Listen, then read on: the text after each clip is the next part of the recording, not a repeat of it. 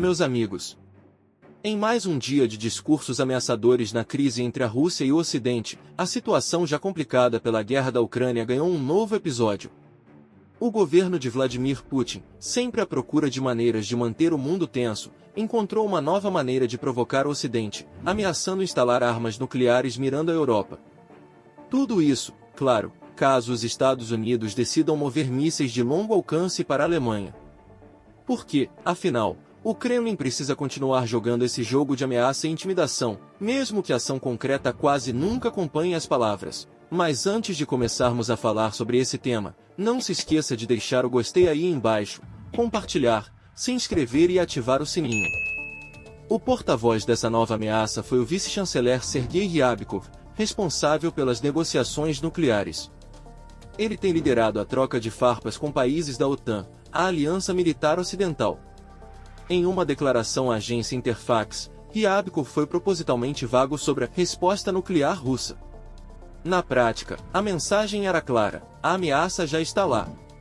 Poucos duvidam que a Rússia tem ogivas nucleares prontas para mísseis Iskander-M em Kaliningrado, estrategicamente posicionado entre Lituânia e Polônia, capazes de alcançar Berlim em um piscar de olhos. Mas, como sempre, essas ameaças parecem mais retóricas do que reais. O que realmente importa aqui é a tensão crescente, com a troca incessante de ameaças de ambos os lados. Durante a recente cúpula da OTAN, os Estados Unidos anunciaram que posicionariam mísseis de cruzeiro Tomahawk e mísseis SM-6 na Alemanha a partir de 2026. Essas armas foram vetadas por um acordo de 1987 entre americanos e soviéticos, mas o acordo foi abandonado por Donald Trump em 2018. Ironicamente, se Trump voltar ao poder, é mais provável que ele tente um acordo com Putin. Porque, claro, nada é mais estável do que duas potências nucleares brincando de roleta russa com mísseis. Falando nisso, o chanceler russo, Sergei Lavrov, elogiou a escolha do senador J.D. Vance para a vaga de vice na chapa de Trump. Vance é contra o apoio à Ucrânia e admira o autocrático Viktor Orbán, premier da Hungria, algo que certamente agrada aos russos. Porque, se há algo que os autocratas apreciam, é a companhia de outros autocratas. Já Maria Zakharova, porta-voz da chancelaria russa, foi mais cautelosa. Vimos as declarações. É necessário separar a retórica pré-eleitoral das declarações feitas por autoridades com poderes. Se vamos falar sobre a possibilidade de resolver o conflito, sejamos realistas. A ironia, claro, é que realismo parece ser uma palavra ausente do dicionário do Kremlin, onde a fantasia das ameaças constantes reina suprema. Em outra frente, o Kremlin criticou a ideia da União Europeia de criar uma força de defesa própria, paralela à OTAN. Dmitry Peskov, porta-voz do Kremlin, declarou que isso prova a militarização do continente contra a Rússia. Além disso, ele afirmou que o país vê com preocupação os rumores de que Romênia e Bulgária, membros da aliança que margeiam o Mar Negro, possam aumentar a presença de navios de guerra na região. Mais uma vez, a Rússia finge surpresa ao ver que seus vizinhos não querem ser deixados vulneráveis a um vizinho beligerante. A chancelaria russa também apontou os exercícios militares dos Estados Unidos com a Armênia como um movimento para desestabilizar a região, algo que Moscou vê como direcionado contra seus aliados em Yerevan, além de iranianos e turcos, rivais históricos dos armênios. Porque, claro, qualquer movimento militar que não seja russo é automaticamente uma ameaça à estabilidade mundial. Enquanto isso, a OTAN anunciou a intenção de abrir um escritório de representação em Kiev em setembro, antes da saída do longevo secretário-geral Jens Stoltenberg, que passará o bastão ao holandês Mark Rutte após 10 anos. As implicações de um ataque russo a essa instalação são evidentes.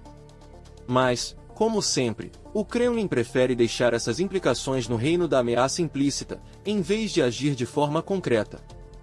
Durante uma conferência de segurança em Londres, o presidente ucraniano Volodymyr Zelensky voltou a pedir autorização a seus parceiros ocidentais para usar armas de longo alcance contra bases aéreas russas.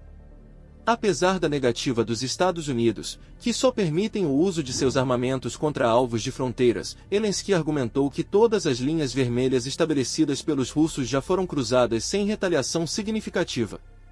E assim, a dança das ameaças e retaliações continua, cada vez mais parecendo um teatro do absurdo.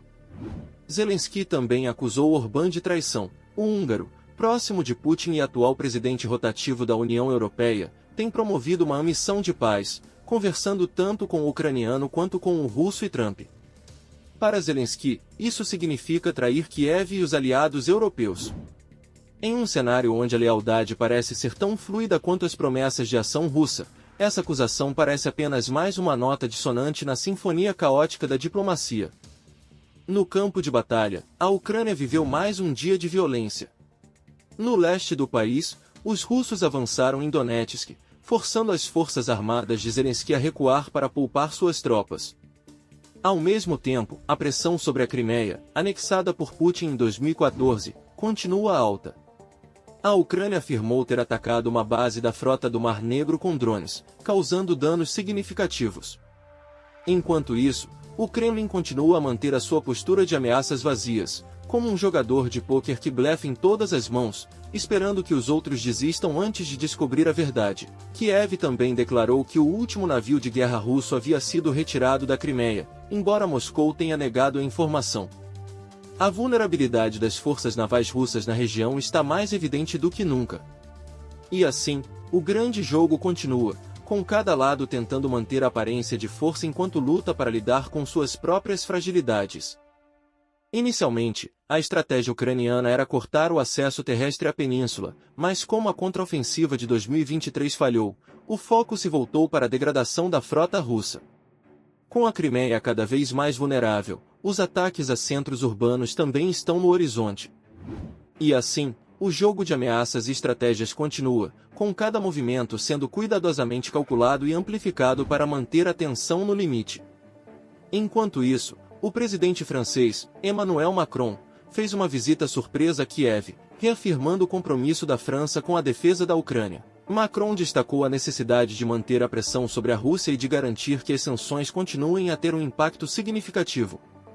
Em Moscou, essa visita foi recebida com as usuais críticas e acusações de interferência.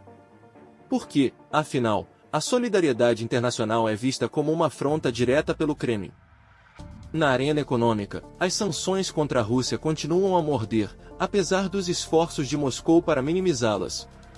A economia russa está sentindo o peso das restrições, com o rublo em queda e a inflação em alta. Em um movimento que parecia mais simbólico do que prático, Putin prometeu fortalecer a autossuficiência econômica da Rússia, como se a mera força de vontade pudesse substituir o acesso aos mercados e tecnologias ocidentais. Enquanto isso, no Ocidente, os debates sobre o apoio contínuo à Ucrânia estão esquentando. Em Washington, o Congresso está dividido sobre a extensão dos pacotes de ajuda militar e econômica a Kiev. Os defensores argumentam que é essencial para manter a pressão sobre a Rússia e apoiar a democracia, enquanto os críticos alertam sobre os custos e os riscos de uma escalada prolongada. Na Alemanha, o chanceler Olaf Scholz enfrenta críticas tanto por sua abordagem cautelosa quanto por seu comprometimento com a defesa europeia. A decisão de acolher os mísseis americanos foi recebida com alívio por alguns aliados, mas também com preocupações sobre a escalada das tensões. Em meio a tudo isso, Scholz tenta equilibrar as demandas de segurança com a necessidade de manter a unidade europeia. No Reino Unido, o novo primeiro-ministro enfrenta desafios semelhantes. A postura firme de Londres em apoiar a Ucrânia continua, mas há crescente pressão interna para abordar questões domésticas, como a inflação e o custo de vida. Em uma conferência de imprensa, o premier enfatizou a importância de uma resposta unificada à agressão russa, enquanto tentava acalmar os temores de uma escalada descontrolada. Voltando à Ucrânia, Zelensky não mostrou sinais de recuo. Em um discurso emocionante, ele reafirmou a determinação de seu país em resistir à invasão russa e agradeceu aos aliados por seu apoio contínuo. Ele também pediu mais armas e sanções mais duras contra Moscou, argumentando que a única maneira de alcançar a paz é através da força e da determinação. Na Rússia, o público está cada vez mais dividido. Enquanto muitos ainda apoiam as ações do Kremlin, há um crescente sentimento de fadiga e frustração com o conflito contínuo. Protestos esporádicos têm surgido, apesar da repressão, indicando que a unidade interna pode estar começando a rachar. Putin, no entanto, continua a retratar a guerra como uma luta existencial contra o Ocidente, buscando consolidar o apoio através de uma combinação de nacionalismo e medo. Em última análise, a situação continua tensa, com cada dia trazendo novas ameaças, promessas e reviravoltas. E enquanto as palavras voam e as tensões aumentam, o mundo observa, esperando que o jogo de ameaças e retaliações não se transforme em algo muito mais sombrio e irreversível.